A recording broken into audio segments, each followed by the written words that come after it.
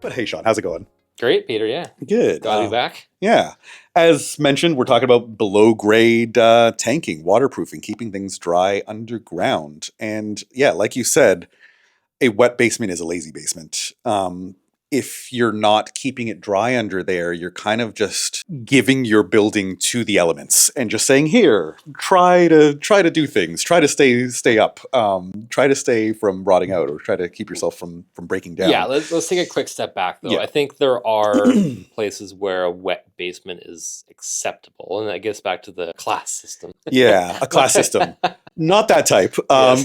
Classes of dryness. It's Yeah. BS 8212, 8202, 8101. Yeah, that standard's got kind of a way to categorize. Yeah, it's a British standard. There's 4 classes. There's class 1, class 2, class 3, class 4. 1 is Good the naming. wettest. Very clever naming. Yeah, 1 is the wettest. 4 is the driest. 1 is basically no waterproofing at all. You might have a damp-proof membrane. 1 is maybe. we don't give a fuck. Yeah, It's wet. Yeah. Water's coming in. Water falls through the walls. Might as well be underwater. Yeah. And I would be okay with that on, let's say, a retaining wall that I don't care about the look of long term. Maybe like an undercroft under a building and no one is ever going to be under there and there's no cars or anything and it can run off and there's a good slope and who cares? Maybe.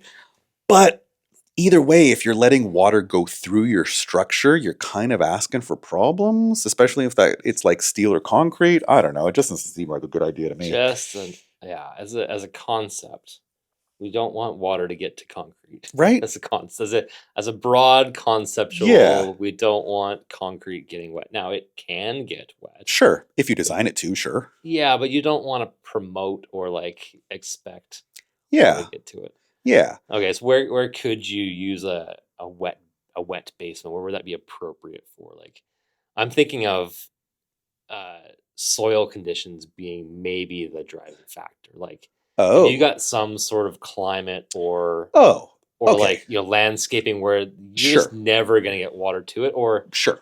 yeah, There are scenarios you're building in the desert, let's say, and you don't mind having water coming through those walls on the one day every 5 or 10 years that you get a big rainstorm in the desert. Maybe that's okay with you. yeah. Um, Or you've done something in the soil around it which makes it drain very well, or Sure. there's some sort of soil condition where it's like, maybe the soil is super clayy and so Yeah. it won't infiltrate water maybe, but there's so Okay. much extra work that you have to do to figure that out. yeah, okay, Okay. then sure. Sure. Fine. And, but you really don't care if it's wet or stinky. Or, Correct. Yeah. Because even if it is a dry area, there are times where there will be rain, there will be some stuff happening, and you have to not care. So that's grade 1. Basically, no waterproofing at all. Water's coming through if there's any water on the outside. Grade 2 is kind of the next level, where you're stopping most of the liquid water from like blasting through the walls and coming in like a waterfall, but your walls still might be absorbing water, and so you'll have.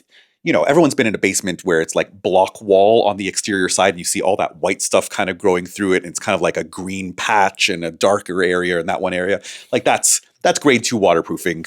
Water is infiltrating into there. No liquid water coming in to make a puddle, but it's coming through. Puddle the classification difference? I don't remember reading that in the standard, but that's what I'm putting as the classification. Yeah, difference. okay, I understand that. Yeah, so that's grade 2, where it's going to be wet, but it's not like lots of water wet, lots of like active liquid water coming in. Grade 3 is like it's mostly dry, but you still might have vapor. So in the basement, it still might feel kind of moist. Everyone's been in like a kind of a moist basement, but you're not seeing staining on the walls. You're not seeing efflorescence on the walls. You're not seeing any of that kind of stuff. So 2 and 3 is going to be your average car park or below grade garage. Yeah. Because you're not going to be able to really stop airflow in. Correct. It's not a conditioned space. The outside air is coming as unconditioned space. Exactly. You're not going to get to the class 4 no matter what you do. Yeah. So your difference between 2 and 3 is really what you've got liquid water coming through. I'd say it's But how more. do you? So it's 2 different things. So liquid water coming through is grade 1, grade 2, and 3. The difference between them is you'll see patches of wetness on the walls versus not seeing patches of wetness on the walls. Got it. And then level 4 is you're actually conditioning the space. There's ventilation, there's heating, there's air conditioning, and you're turning that below grade area into an indoor space for someone to live, work, office, lab, whatever it is. Occupied space. Yeah. But you have to have the ventilation. You have to have the heating and cooling because you're turning it into an interior space. It's How do you conditioned. design a class 2 system with a class 1? Class 1 and 2 sounds like random chance. You don't get liquid water It through. really does feel like that. Yes. Yeah. I'm really not sure actively, like in terms of design, what the difference is between grade 1 and 2. I would never specify grade 1 personally. So I don't know. Maybe grade 2 is like a damp-proof course on the walls or a damp-proof membrane on the walls that kind of stops some of the water, but not all the water. I mean, there can't be maybe there is a cost difference. Between? You have to do something to get to class 2. Correct.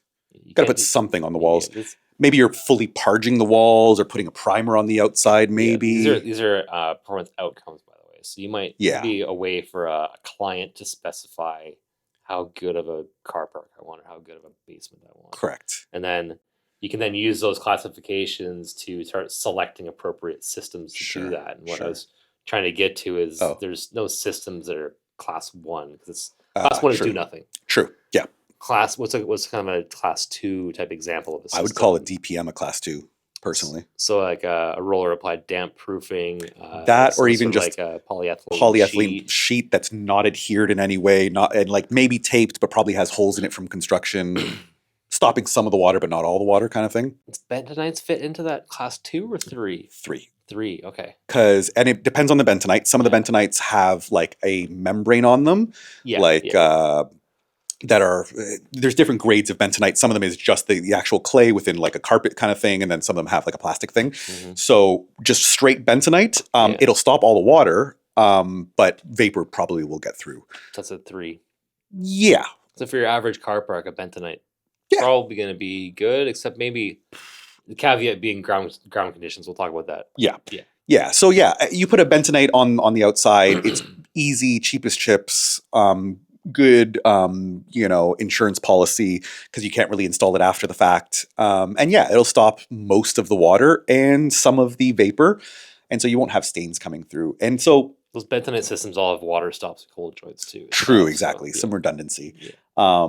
Self-healing, which is kind of cool. But that all being said, when it comes to actually putting a membrane or putting underground tanking into the design, first we decide how dry we want it to be, but secondly, then we start to have to look at what's going in the ground, and that kind of, guides us towards which membrane we would need or which kind of systems or details we would need to achieve those grades of dryness. 1, 2, 3, or 4. We've done a few class 4. Well, we've done lots of class 4 basements actually. Sure. A couple examples. Research laboratory below ground, or laboratory in Canada still? I call it laboratory. Laboratory. Yeah. Laboratory. I've switched over to all. You say garage as well. I say garage I can't and say aluminium, and it's going to be a nightmare. Aluminium, I definitely say. Back in Canada. But below grade laboratory. Restaurant, partially below grade, so it was like on a slope. And half of it was below grade. Below grade archive building. Because that has to be conditioned space. It has to be a certain temperature, a certain relative humidity, no leaks. And so those are good examples, like class 4 occupied space requirements. And at least one of those projects, that sloped basement restaurant scenario, what was originally specified when we got involved was a class 2 system, probably. Yeah. A system that would achieve a class 2, you mean? Yeah, a system that would achieve a class 2. Sure. Just to be clear. With a class 4 requirement. And so this mismatch of expectations versus ability of that system to deliver that. Yeah. And we had to point that out, that this is not a good idea. Sure. If you have leaks into restaurants close for extended periods of time, and you cannot operate a restaurant in a leaky basement. Yep.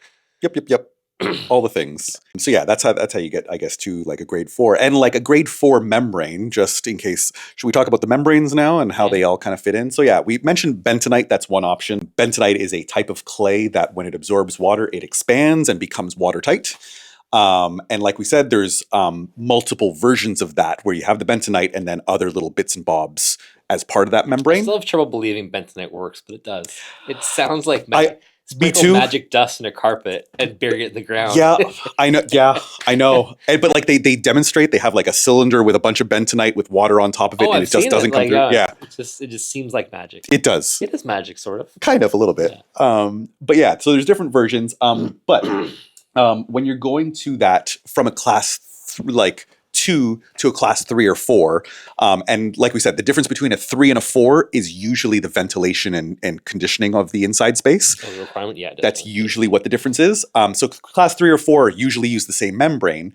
But in terms of the actual membrane itself and which one you have to use, certain ones block out hydrocarbons, chemicals, asbestos, whatever might be, sitting in the ground that you have to worry about. Am I correct in a lot of those class 4 membranes? Yeah. It's not quite the right term, but class 4 membranes are going to be a membrane as well as a bentonite. They all have a backup. You can probably get to a class 4 with some of the bitumen based, yeah. But the majority of the time, if you've got something that's like this cannot leak, yeah, you're gonna want something that's got a HDPE or PVC Sure. membrane as Sure. well as bentonite. Yeah, there's different beliefs. Like the one that I would use on like a really, really important building that cannot have a leak full stop. It's like that really high density plastic that's all welded together at every seam, and then behind it there's a little bit of bentonite or synthetic bentonite that catches any leaks. But there's other ones that are just the HDPE and taped seams that people do trust as fully water and fully vapor tight. Oh, you can get to the class 4 with other things. Yeah, it's sometimes you have to put extra redundancy. Sometimes the detailing is the difference. It's more like you almost need a class 5. Oh, you almost need a class 5 because class 4 is like if everything goes perfectly. Sure. And the membrane doesn't have any laps, or Sure. you don't blow it out with shotcrete. Sure.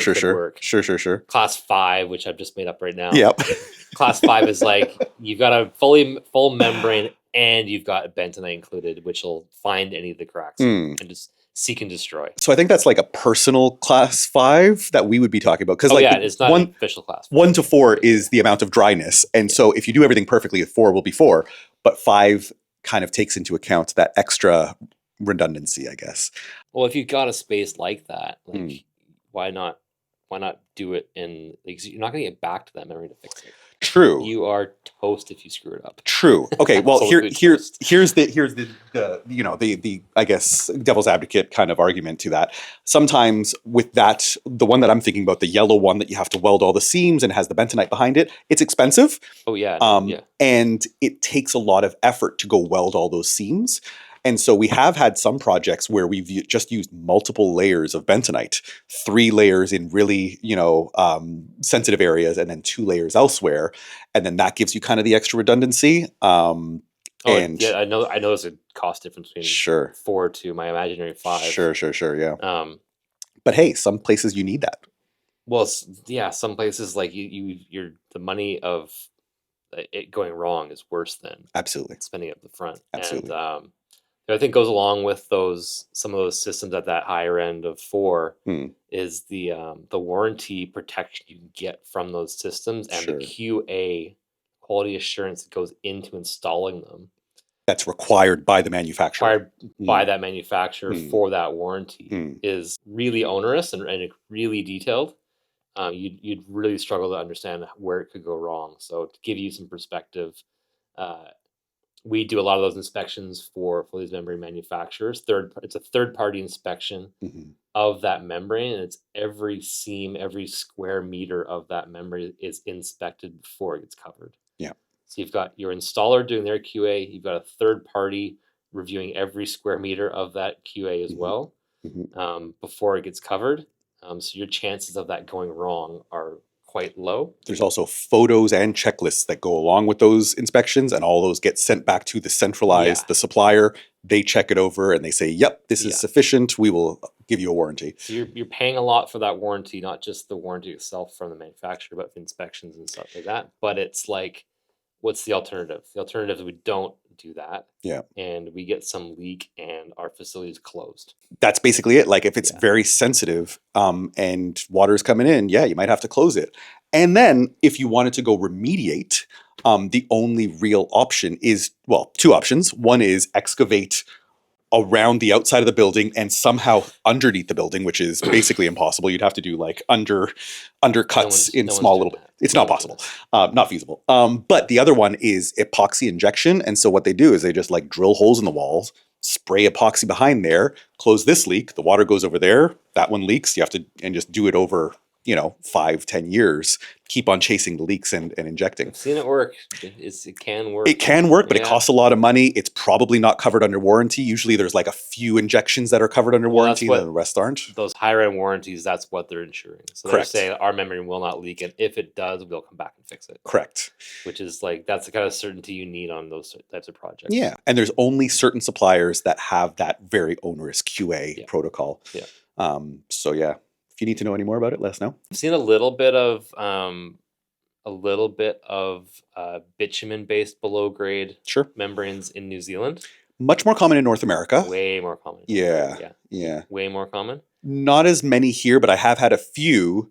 I've seen some pretty shocking installs, though, like where you can put your whole arm into a lap. And it's like, guys, what are we doing here? That's with anything, but yeah. Sure, but but the thing is, like, you point it out, and they're like, no, it's fine, and then you put your arm in, and then they're like, oh, it's not fine, and then they go fix it. But it's like, why? Come on, guys, you know how to do this. You know how to install. Any product you can not install correctly. Sure, of course. Yeah, you can install that. Maybe we're talking about like Blindside versus positive side applications. So a lot of the cases when you're below grade, you're going to not be able to get to the wall from the outside to install the membrane. Sometimes you can. Sometimes you got an excavation where you've got maybe a concrete wall and you're going to go back after your excavation's far enough back that you can go in. Big slope on the outside of the foundation. Once the concrete is installed, you can go and apply a membrane to it. Yep. That's cool. Most of the time, though, you're putting it in to the formwork. Yeah. Pouring concrete or shooting concrete against it to get that foundation wall, and you're not going to be able to inspect that membrane post concrete install. The first install into that boxing has to be nice and really well done. The boxing itself has to be nice and plumb, square, nice, easy corners to get around. Because I've seen some where they didn't want to put the boxing in, they didn't want to put the formwork, and they just carved out the soil to be the right shape. But then they go to put that membrane in, and there's wrinkles here and there because it's not square and it's not, plumb and straight. That's where if you're trying to get that class 4 level performance from something like that, then you need to think about the smoothness of your substrate. Exactly. Like if you've got the smoothness of your soil, membrane, concrete, the smoothness of your soil matters. Yeah. Yeah. Especially with shotcrete. Absolutely, yeah. If you're shooting shotcrete at, I don't know how fast it comes out. Pretty quick. Pretty fast. Oh, yeah. Yeah. You're basically trying to shoot bullets through your membrane. Yeah. And if you've got void pockets behind it, you're going to blow right through it. Exactly, yeah. And so, that's one thing that is kind of a popular question, especially when you have a constrained site with a constrained excavation. Usually, the contractor or the designer wants to go with a shotcrete because, excavate, shotcrete along. And then there's this belief that you can easily put a membrane up and then put more shotcrete on top of it. You can, it's possible, but it's not easy. Especially because of things like shadowing, because you have your lattice of reinforcement steel in there, and the guys are trying to spray around it so that there's no voids.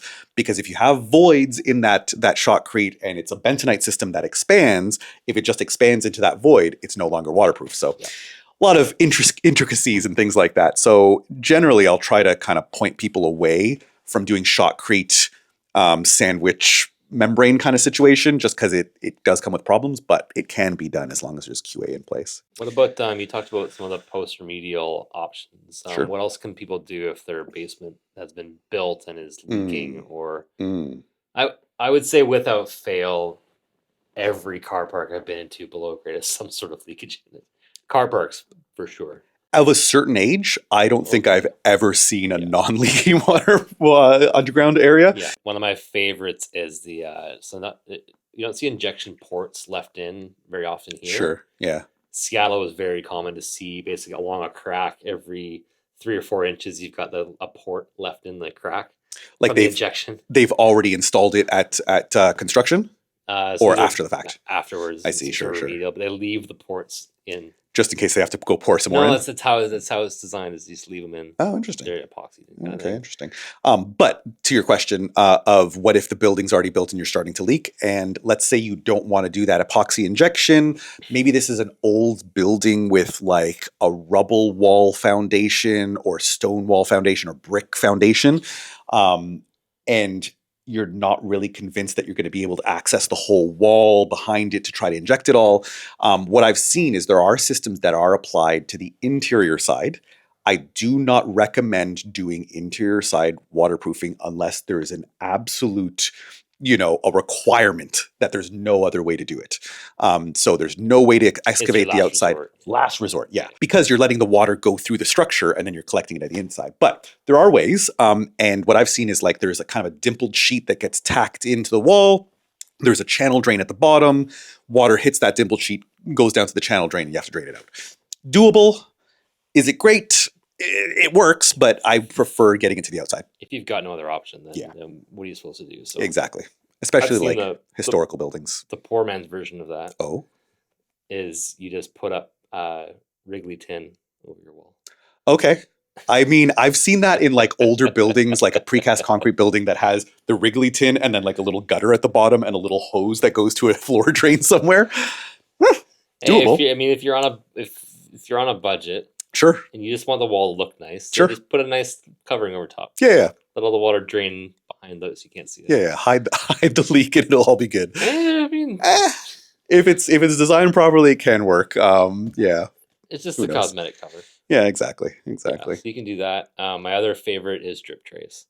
Drip trays. One of my personal favorites, yeah. What do you mean? So you've got maybe a podium or a below grade ceiling, and you've got water that comes down. That kind of drip tray. Dripping on. I've seen it dropping on Ferraris. Nice. And above the Ferraris, someone has gone and made a custom gutter. It drips over there. Follows the crack pattern. Sure, yeah. To a hose and then drops down. I've definitely seen those. Yeah. I've also seen tarp ones. I was just gonna say, did you see Allison Bale's post? No. So Allison was walking through I think it was the Atlanta airport. Okay. Hopefully Allison's watching this, but someone has made a company out of drip trays like that. It's a tarp with a clear hose to a bucket with a logo on it. And I can't remember the name of the company, but it's something like a whole branded thing just for that? Drip Catcher. Drip Catcher 9000. Yeah, so it's like 4 tarps in an airport, clear hoses, there's 4 buckets. I was like, wow. I mean, for the record, if you're trying to see which crack is leaking most, having those buckets there, you can compare between them maybe. It was just I've seen so many iterations of that. Never once thought to make it into a company. Yeah, someone did. Yeah, because that's just a temporary thing, just to stopgap before you go fix the thing, usually. The other thing that I wanted to discuss was detailing of these membranes and things like that. I think that's the last thing. Detailing it into the surroundings. Yeah. So I've explained to people you're detailing it like a roof. Sure. But it's way more complicated than that. Way more. It's sure. Like, especially with piles and ground beams. It's like, imagine designing a roof for all intents and purposes. It is a membrane. It's a continuous membrane, sealed and laps and those kind of things. But then imagine at the top of your roof, you had a bunch of concrete poles coming out the top of it. And a full building sitting on top of it. Building sitting on top. Yeah. Yeah. So like what I've found with those is there's, there's different options. One option is put your membrane completely underneath your slab, underneath your ground beams, and then up the outside of the walls. But like you said, pile caps. What do you do where the ground beam sits on top of that pile cap? I've seen some things where you have like a liquid membrane that kind of gets poured in and it fully connects over everything. Yep. One way to do it. The other way is put your membrane through and then seal around each kind of rebar, maybe. Yeah. If you guys are familiar with foundations, we're talking about so piled foundations, you dig a big hole and pour a bunch of concrete in it, long and short of it. And then your building's basically sitting on stilts. And then on top of each of those piles, you'll have a ground beam, a concrete beam, which ties them all together. So you're not going to be able to waterproof down below your pile. So somehow your waterproof's got to go through that pile to ground beam connection, or it can be on top of ground beam below slab. But either way, you've detailing around reinforcing in pretty critical manner. Yeah. So sometimes the pour-in thing I've seen. Sometimes I've seen going around the ground beams and then maybe stopping on the outside of the pile cap, but then the whole concrete bit on top of the pile cap has an admixture in it that keeps it a little bit drier. There's different ways to make it happen, but usually that's going to be difficult. There's some gold standard ways to do it, and depending on your soil conditions and what class you're trying to achieve, you go one way. Yeah. Other ways you might say, actually, this can get a little wet, and maybe we don't care so much about that. Depends on the situation. Yeah, but detailing can be really tricky, and again, you can't get back to it if you stuff it up. Yep. Yeah, one shot. Unless you're ripping out the whole slab all the way down to the ground beams, but then your whole structure is shot, and you have to have reinforcement to try to allow. It's just not possible. It's not feasible. There are complications. Sometimes 2D details don't look the same in 3D. Ooh, yes, I've run into those a bunch of times, and that's like two ground beams running into each other at a 90-degree angle under a lift pit. Those tend to be the difficult ones to deal with. Yeah. Got to bring us into the room, the supplier into the room, the installer into the room, and say, okay, guys, what do you think is easiest? Yeah. And the simplest, easiest install is usually the most robust thing, is what I find. Almost always. Yeah. 99.9% of the time. The thing you might not appreciate sometimes when you're drawing something in 2D and detailing is the amount of reinforcing that's in a ground beam. Because your architectural drawing, which shows your membrane detail, not going to show how much reinforcing is in there. Absolutely. I have seen just comically large amounts of steel. I've seen it where it's like a meter and there's 100 pieces of rebar coming out of it because they're all right next to each other, because it's this gigantic, thick network of steel that has to be tied into above it and stuff like that. Yeah, it's just. I've seen some stuff at like the commercial bay, large retaining walls with there's more steel than concrete in some of these walls sometimes. Yeah. So something to be aware of. The coordination with your structural engineer could be fantastic. I don't think that ever happens, but hey, you might want to get together and just ask hey, how much Rio's in here? Yeah. And can you get back? Usually you're installing your membrane first and then reinforcing, then concrete. Where it becomes complicated is, let's say you've done all your membranes, all your QC checks, everything's awesome. As you're installing the reinforcing, you puncture the membrane. Sure. How do you get back to the membrane if it's through we've got projects with a meter worth of reinforcing. And you can't even put your hand through the steel because there's so much steel right next to each other. Yeah. Yeah. It's what are you going to do if something happens during that reinforcing? What if you're doing a pour and something goes wrong? Sure. I've seen certain situations where they put water stops in. It rains, those water stops sit in water for a few days, and then they expand, and then they have to go replace the water stops, but the steel's in the way, and so they have to pull out the entire cage just to put that water stop back in and put it back down, because there's no other way to do it. That's actually a good point to bring up, is bentonite clays and water stops, or bentonite usually. There's some other products as well, but synthetic stuff, yeah. Those, if they get left out in the rain for a long time, so if you got a long duration between your membrane install, your bentonite laydowns, and your concrete pour, all the bentonite might activate ahead of time, and you might not have any of that protection left. So sequencing on your membrane, really important. Something definitely to think about. How long is that going to be exposed for? Yeah. In what season too? Sure. What I've had, because with those bentonite membranes, usually the manufacturers have told us that you put the bentonite in, it can get wet, it can dry out, but it has to dry out before you start pouring concrete on it. If it's sitting in a puddle, it's already activated, and then you're pouring the concrete on it and it's not going to activate again, kind of thing. But if you dry it out and people haven't walked on it and spread all the bentonite everywhere, then it's probably fine.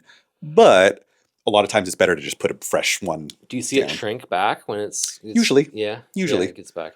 Unless people have trampled it like crazy, it usually goes back. Or if you get really high water on us, it can flow out. Sure, yeah, it could. Usually, certain ones with the geotextile holds it pretty well. Some are better than the others. Yeah. One thing that I have had on a bunch of projects where we've used either that bentonite just in a geotextile or the one that is plastic with the bentonite behind it, getting it down and then putting down the rebar and then pouring the concrete, all of those things mean that it has to stay out in the rain, and then they have to try to pump it out. But if they start rubbing the membrane with the pump, then that starts to pull out all the So what they usually do, and what some of the suppliers have suggested, is You get your excavation down, you put your membrane down, and you pour a layer of, like, let's say 100 mils of site concrete as a walking layer. And it keeps the membrane dry-ish, or at least it keeps it squashed so that when it gets wet, it expands, closes the gaps, and then dries back out again. Yeah, that's not bad. I've found that is usually pretty effective. Sometimes the contractor will think it's an extra cost and won't want to pay for it, but once you kind of start thinking about it and start thinking about, the concept and what they have to do if they're not doing that, sometimes it starts to stack up in terms of cost. I've also seen sequencing, working along, not doing all of the membrane first and then the Rio and then the concrete. Sure. So working in sections. Sure. So do your membrane, do your Rio, do your concrete Sure. in this section, then move on. Cool. Yeah. Be another way to sequence things to get it to work. Find a dry week to do all those things, maybe, or just easier to kind of break it up. Yeah. There's actually a below grade strategy we haven't talked about yet. Oh? Yeah. What is that? This one's an interesting one, and that is leaving a gap between your soil, your foundation wall, and your foundation. A void space, we'll call it. Yes, I have seen a lot of those. And some of them are like on the outside of the building, almost like a moat with like a graded walking surface on top. Yeah. But I've also seen ones where it's like a little crawl space between two walls in the basement, only accessible from like a little hatch. This is what you're talking about? Yep. With like a little channel drain, a spoon drain in the middle kind of thing? Yeah. Yeah. I don't hate it. I also don't, because I get it. It technically works. But it's just such a waste of space. Like, if you want a moat for aesthetic purposes, medieval purposes, you want to put a couple crocs in there or something like that. From invaders. Sure. Normal reason. You want a drawbridge or something like that. Cool. But like putting two full, 250 thick concrete walls to me seems like a waste of money and time. Well, okay, I've seen it. Here's where I've seen it. Where does it stack up? I don't stack up, but this is where I've seen it done, which I couldn't disagree with. Okay. Tight site, which had steel retaining piles, sheet piles. Sure, like the ones you would see in the ocean kind of thing, where they're building a dry dock kind of thing. So they're corrugated steel. They fit together, 4 mils thick. They have interlocks. Yep. That was the retaining solution around the site. Sure, cool. That's pretty goddamn watertight. They use it in the ocean for dry docks, yeah. So So how much, and then a 300 mil gap, to a precast wall, but drain to ground. The chances of water getting into the inside, pretty darn low. Pretty low, because you're not getting that pressure. You're not getting pressure like head of water kind of pushing on your wall. And like the cold joint of the slab to wall interface was below, so it's like you'd have to get like a flood to even get water to the cold joint spot. That's fair. Okay. I was like, okay, you don't need waterproofing on the outside of your precast. That's fine. Sure. That's fine. I had a project where they were suggesting the sheet piles, but then I started going down a rabbit hole of how durable are those sheet piles, and if I went to the same rabbit hole. Okay, so like, because metal will lose a certain amount of section over years and blah blah blah. You can do that. You could put a membrane on the outside of it, but those sheet piles usually just get used in the ocean just by themselves. But because they're submerged, maybe you don't have the same corrosion potential because you're not getting the same amount of oxygen into it and stuff like that. Maybe. What did you find? I went to the same spot. Okay, sure, yeah. What happens when these corrode and collapse? Yes. It won't happen for 50 years. But what about in 50 years? What happens? Then what? These fall onto the building and the building collapses? Or like, how does it? Yes. Okay. I don't know. Nobody knows what happens in 2075. It's fair. Well, ish. Guess we'll see how it goes. And you probably never know because it's behind a precast wall. Exactly. It's hidden back there anyways. But then maybe... So sheet piles is one application of that. Sure. I've also seen where the excavation was shotcreted for as a retaining wall. Okay. And then a void space, and then again precast inside of that. Okay. And then the bottom joint is lifted up off the surface somehow. Yeah, and it had something to do with the foundation seismic performance of the building. Didn't want to touch the adjacent...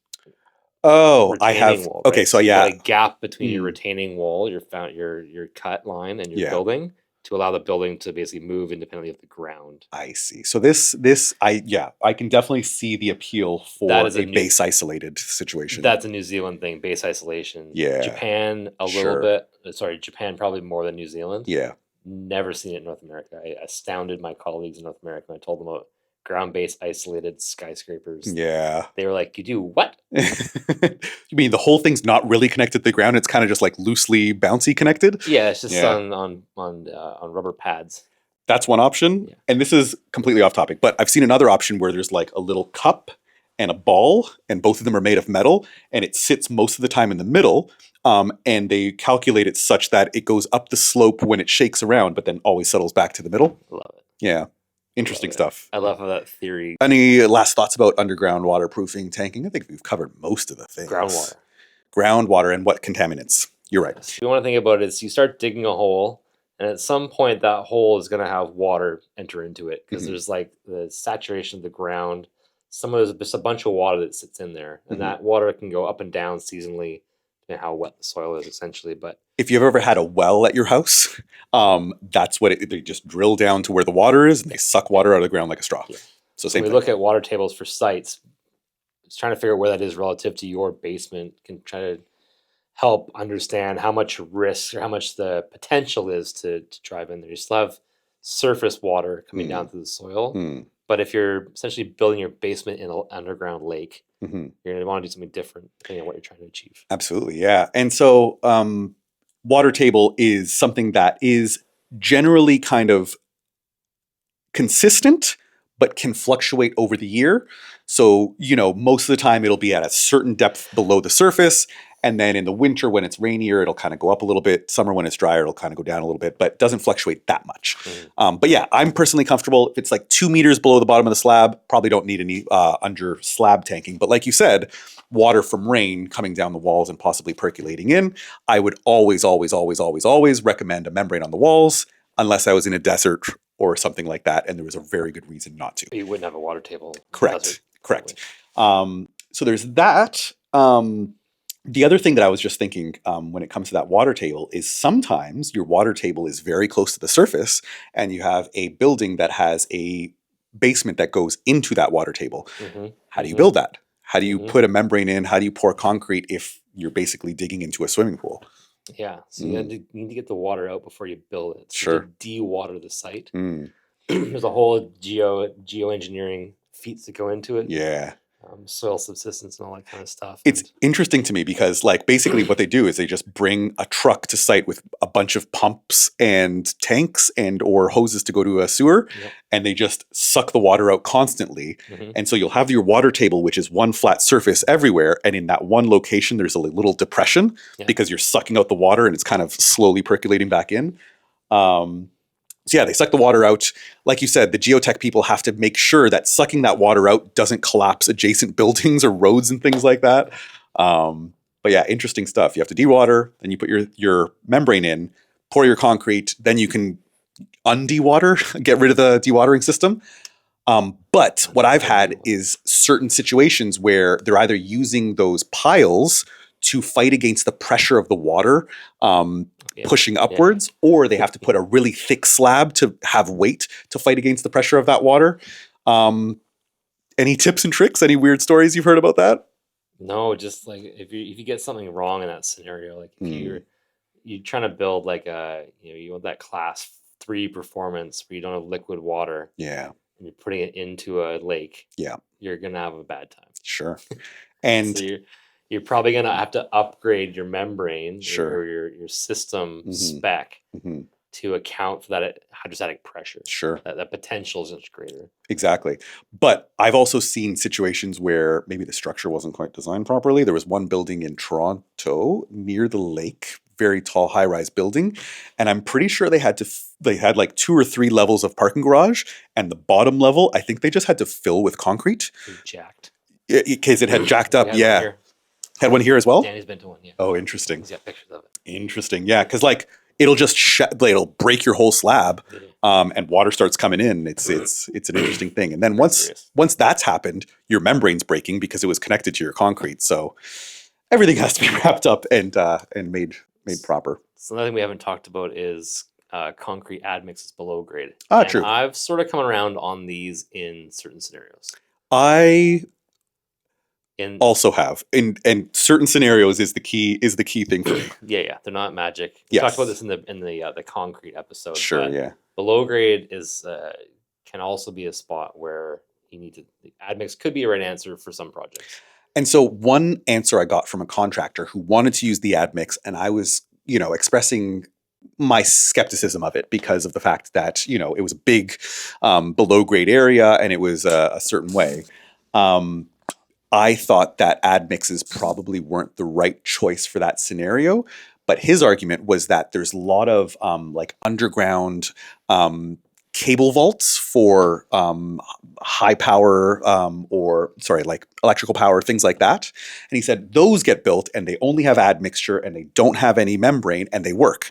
And my answer is like, yeah, of course, because it's a very thickly built, very robust piece of concrete that's not going to crack because it's so over designed. Yeah, so like when it comes to below grade, that admixture I think can work, but it works more as a redundancy measure, or if you have to have it in certain places, I think that's really great. But always put a membrane, in my opinion, just because it's better to put a membrane and have that surety than try to over design the concrete to make sure it doesn't crack. But anyways, all that being said, that's our below grade tanking. If you got any questions, please send them through. If you have any concerns, also send those through. If we've said something that you think is completely wrong, please post in the comments, correct us, tell us what's wrong, send us the evidence so that we can have a look and learn from ourselves. Because, we're experts, but expert doesn't mean we know everything. Expert just means that we know a lot of stuff about a bunch of things.